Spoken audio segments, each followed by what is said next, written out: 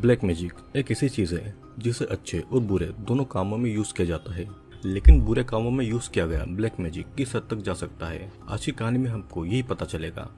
Warning, welcome to Horrorland. अगर आप पहली बार इस चैनल पर आए हैं तो चैनल को सब्सक्राइब करके जरूर जाना। मूवी की शुरुआत में हम हैन को देखते हैं जो कि अपने बचपन में एक अनाथ आश्रम में रहा करता था और इसीलिए वो अपनी वाइफ नाडिया और अपने बच्चे कैस्पी, रेनी और हेस्की के साथ में फिर से उस अनाथ आश्रम में जा रहा था। तभी उनकी कार की टक्कर किसी चीज से हो जाती है और वे लोग बाहर आकर देखते हैं तो उनको एक हिरण मिलती है, लेकिन उसके पास ही में एक लड़की भी घायल पड़ी थी। उनकी नजर उस पर नहीं जाती है और वो लोग कार से वहां से चले जाते हैं। अब शाम तक वे सभी अनाथ आश्रम तक आ जाते हैं। वहां पर हैन अपने बचपन के दोस्त ममन से मिलता है और ममन अब अनाथ आश्रम की देखभाल करता था। मेमम की शादी अनाथ आश्रम में रहने वाली ही एक लड़की सीटी से हो गई थी। वहां पर अनाथ आश्रम के उनके पुराने दोस्त एंटन और उसकी वाइफ इवा, एक और दोस्त जेफरी और उसकी वाइफ लीना आते हैं। सभी एक दूसरे से जान पहचान करने लगते हैं और मेमन हेम से कहता है कि दोनों बच्चों के अलावा बाकी सभी बच्चे से एक ट्रिप पर गए हैं। फिर हेम और नायडा उनके केयर टेकर मिस्टर बेनी से मिलने जाते हैं जो कि अभी बीमार थे, लेकिन वे नाडिया को अजीब तरीके से देख रहे थे। सभी बच्चे जब एक साथ बातें कर रहे थे तब टीना एंड्रू से ग्रीन दरवाजे के रूम के बारे में पूछती है। एंड्रू उसे बताता है कि वो रूम सालों से बंद है और फिर है कि उस रूम के पास जाकर उसे ओपन करने की कोशिश करता है। तभी उसके पास में रोनी आकर कहती है कि एक मार्सी नाम की लड़की के पीछे डिमन पड़ गया था, जिसके बाद वो अनाथ आश्रम से भाग गई थी, लेकिन उसे पकड़कर इस रूम में बंद कर दिया गया था और वो वहीं पर मारी गई थी। रात को ये सभी मिलकर पुराने फोटोज की एल्बम देखते हैं और हैकी को एक अलमारी के नीचे एक और एल्बम मिलता है जिसके सारे फोटोज उल्टे लगाए हुए थे। हैन भी उनमें से एक फोटो को देखकर ये कहता है कि वो उन लोगों की टीचर मिस मैरी है। हैकी उनसे पूछता है कि ये वही मैरी है जिसको रूम में बंद करके मारा गया था और एंटनी इस बात को झूठा बताकर कहता है कि मैरी बीमारी से मरी थी। उस फोटो की दूसरी लड़की मार्नी एक दिन अचानक गायब हो गई थी जो कि उनकी दोस्त भी थी। कुछ समय के बाद में हैन को उसके कार में एक कपड़े का टुकड़ा और कुछ बाल मिलते हैं और तब उनको शक होता है कि उन्होंने गलती से किसी लड़की को कार से टक्कर तो नहीं मार दी है। हैन जेफरी के साथ उसी जगह पर जाता है और वहां पर उनको वही लड़की मिलती है। वे दोनों उसे देखकर बहुत ज्यादा डर गए थे। तभी हैन को एक बस दिखता है और बस के अंदर बच्चे की लाश पड़ी थी जिसकी बहुत ही बुरी हालत हो गई थी। दोनों इसे देखकर बहुत डर गए थे और उनके फोन में नेटवर्क भी नहीं था। दोनों अनाथ आश्रम वापस जाकर वहां से पुलिस को कॉल करने का डिसाइड करते हैं और इधर अनाथ आश्रम में नाडिया ये नोटिस करती है कि वहां का फोन खराब है। लीना के अलावा सभी वहां पर डिनर कर रहे थे और रेनी हैकी को एक वीडियो दिखाने ले जाती है। उस वीडियो में मिस मैरी थी, लेकिन रेनी उस वीडियो को आधे में ही बंद कर देती है ताकि हैकी डर न जाए। इधर हैन और जेफरी अनाथ आश्रम में वापस आ जाते हैं और उनको डरा हुआ देखकर एंटन उनसे इसका कारण पूछता है।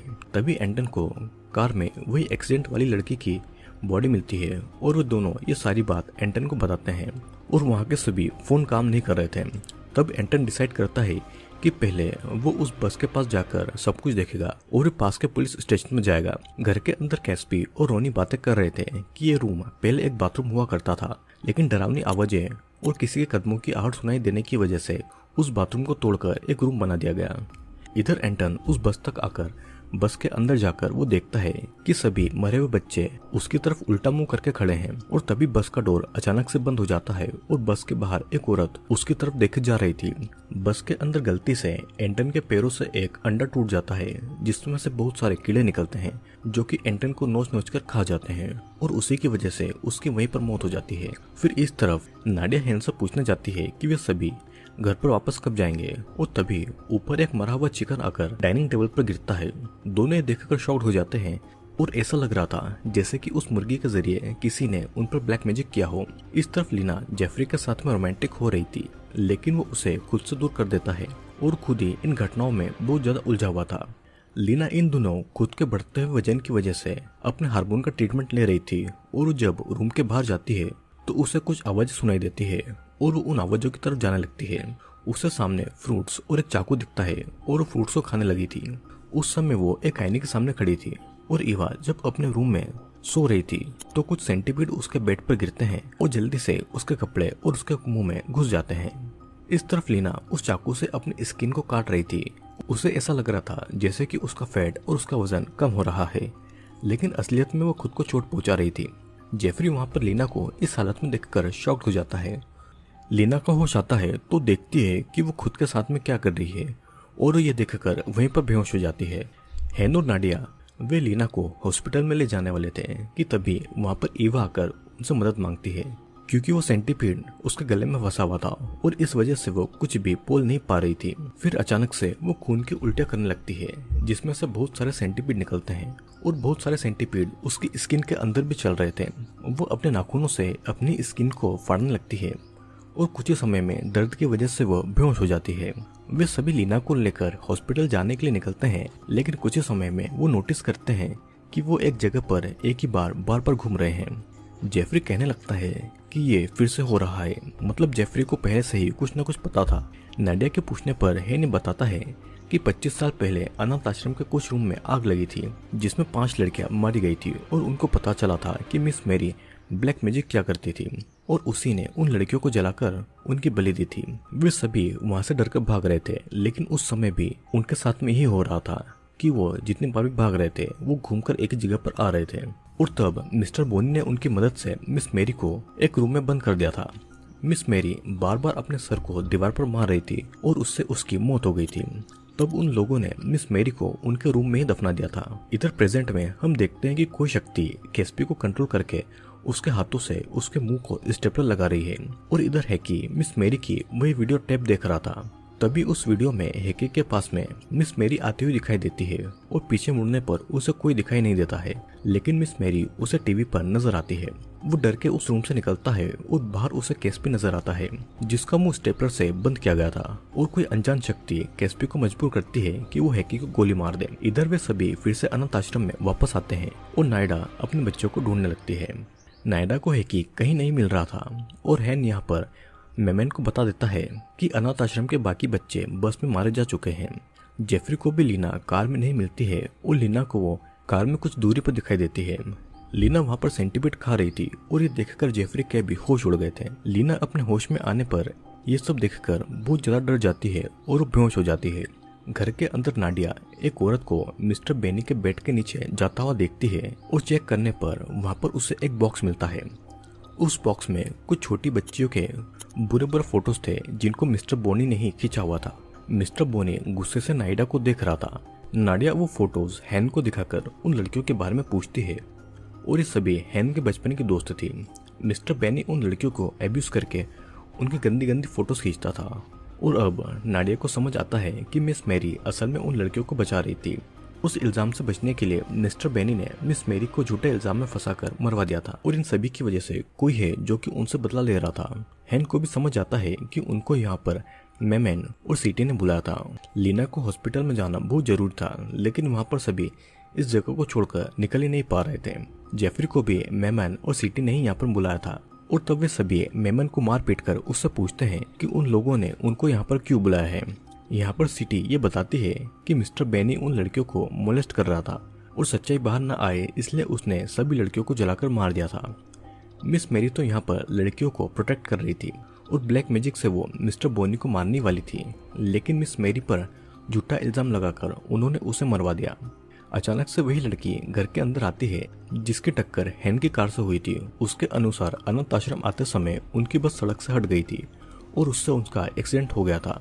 बस के अंदर एक औरत आती है जिसके मंत्र पढ़ते ही सब बच्चे पजेस्ड होकर खुद को ही मारने लगे थे, लेकिन वो हेडफोन में तेज वॉल्यूम पर गाना सुन रही थी तो वो पजेस्ट नहीं हुई थी और इसीलिए वो फौरन उस बस से निकल गई थी और भाग गई थी। लेकिन तभी उस समय हैन की कार से उसकी टक्कर हो गई और फिर गुस्से में हैन मिस्टर बेनी का गला दबाकर उसे मारने ही वाला था, लेकिन नाडिया उसे रोककर समझाती है कि उनको बच्चों को लेकर यहाँ से निकलना चाहिए। हैन को एक फोटो देखकर ये समझ आता है कि मिस्टर मैरी की एक बेटी थी मार्नी और अपनी माँ का बदला लेने के लिए वही ये सब कर रही थी। तभी वहाँ पर कैस्पी और हेकी आते हैं जो कि बुरी तरीके से इंजर्ड थे, तो वे सभी वहाँ से निकलने के लिए कार की तरफ जाते हैं। अचानक से वहाँ पर पजेस्ट होकर ईवा ये कहती है कि किसी अपने को खोने का दुख अब तुम लोगों को यहाँ पर पता चलेगा और फिर वो पोजेशन से बाहर आती है और खुद को कार के ग्लास से मारने लगती है। हैन मार्नी को यह सब बंद करने को कहता है और मार्नी हवा में ऊपर उड़कर कार के ऊपर आती है और वो हैन को तकलीफ पहुंचाने लगती है। नाडिया मार्नी को रोकने के लिए जाती है, लेकिन रेंसी उसे मारकर बेहोश कर देती है। नाडिया को जब होश आता है तो वे सभी लोगों की चीखें सुनती है और इवा के शरीर से कीड़े निकल रहे थे। जेफरी का शरीर भी टेढ़ा मेढ़ा होकर उसकी सभी हड्डियां टूटने लगती है और एक रूम में बाकी के लोग एक जगह से हिल नहीं पा रहे थे और उनके शरीर पर उबलता हुआ गर्म पानी डाला जा रहा था जिससे कि वे सभी मर जाते हैं। नाडिया बहुत ज्यादा रोती है और वो चाह कर भी किसी की मदद नहीं कर पा रही थी। वो दूसरे रूम में देखती है कि कैस्पी और रेनी को बुरी तरीके से कोई शक्ति मार काट रही है। वो एक दूसरे कमरे में जाकर देखती है कि हैकी, हैन और मिस्टर बेनी को मारिया भी वहां पर आकर नाडिया को उठाकर दीवार पर मारती है। मार्नी यहाँ पर बताती है कि उसकी माँ भी मिस्टर बेनी के गंदे इरादों से उनको नहीं बचा सकती है और सीटी भी मेरी की ही बेटी है और आज वो सब यहाँ पर मरने वाले हैं। फिर एक हथियार मिस्टर बेनी के शरीर से निकालकर सीटी नाडिया को देती है और नाडिया चाहकर भी उस हथियार से मेरी को नहीं मार पा रही थी। अपने बच्चों को बचाने के लिए मार्नी नाडिया से हेन को मारने को कहती है। हेन भी अपने बच्चों को बचाने के लिए खुद मरने के लिए राजी हो गया था। तभी हैकी सीटी पर अटैक करता है और मैरी हैकी को मारने जा रही थी कि तभी नाडिया मेरी का सर काट देती है, लेकिन वो फिर से उठकर अपने शरीर पर अपना सर लगा लेती है और तभी नाडिया एक कैंडल उसकी तरफ फेंक कर उसे जिंदा जला देती है। मिस्टर बेनी उससे मदद मांग रहा था, लेकिन उसके पापों की सजा के लिए वो उसे वहीं पर छोड़कर निकल जाते हैं और मिस्टर बेनी मेरी के साथ में वहीं पर जलकर मारा गया था। अब कुछ दिनों के बाद में नाडिया जब हैकी को स्कूल में ले गई थी तो उससे अचानक मारनी दिखाई देती है और अनाथ आश्रम भी अब बिकने वाला था, लेकिन अभी भी वहां पर आवाजें गूंज रही थी, मतलब कि अभी भी ब्लैक मैजिक का जादू वहां से हटा नहीं था। दोस्तों, अनाथ आश्रम होते हैं बच्चों की हिफाजत और उनके रहने के लिए, लेकिन मिस्टर बोनी ने यहाँ पर अपनी हवस का गंदा खेल खेला। मिस मार्नी को जब इस बात का पता चला तो वो उन लड़कियों को बचाना चाहती थी, लेकिन वो मिस्टर बोनी को सजा देने के लिए उन पर ब्लैक मैजिक कर रही थी और उससे पहले ही मिस्टर बोनी ने उन लड़कियों को जिंदा जला दिया था और उसने उल्टा मिस मेरी पर ही सारा इल्जाम लगा दिया था और इसीलिए वो एंड्रयू, जेफरी और हैन के हाथों मारी गई थी। मार्नी सब कुछ देख रही थी और बदला लेने के लिए उसने फिर से उन लोगों को अनाथ आश्रम में बुलाकर उनके सामने उनकी असली सच्चाई रखी और एक एक करके सबको मारने लगी। बदले की आग में मार्नी इतनी ज्यादा पागल हो गई थी कि उसने निर्दोष बच्चों और बच्चों को भी मार डाला था। अपनी माँ से मिली हुई ब्लैक मैजिक की शक्ति उसके पास में इतनी ज्यादा थी कि वो मरकर भी जिंदा हो गई थी और इसीलिए नाडिया को फिर से नजर आ गई थी। तो दोस्तों, मैं आशा करता हूँ कि आपको ये वीडियो पसंद आया होगा। वीडियो पसंद आया हो तो चैनल को लाइक, शेयर और सब्सक्राइब जरूर करना और मैं जल्दी ही आपके लिए एक और वीडियो लेकर आने वाला हूँ।